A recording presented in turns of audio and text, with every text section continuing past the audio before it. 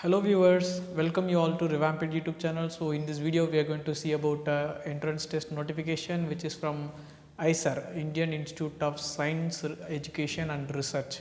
So here the institutes located in various states, like for example in various cities, Pune, Trivandrum, Tirupati, like that. So many institutes are there.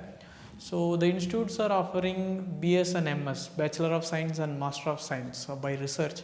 So they are giving integrated courses in various disciplines, like for example biology, biological sciences, physics, and then mathematics, and then some engineering course also they are offering, like for example data sciences. So these are also specific courses. All the institutes, IISER, are working under Ministry of Human Resource Development as autonomous institution. So if you are getting admitted into these institutes, it is so good that you are getting a certificate from central universities. So here the application date is starting from 23rd of March and the date of entrance examination is 31st of May.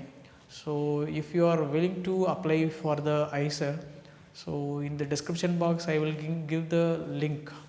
So please click and then do follow up for the regular updates so that you will get notified.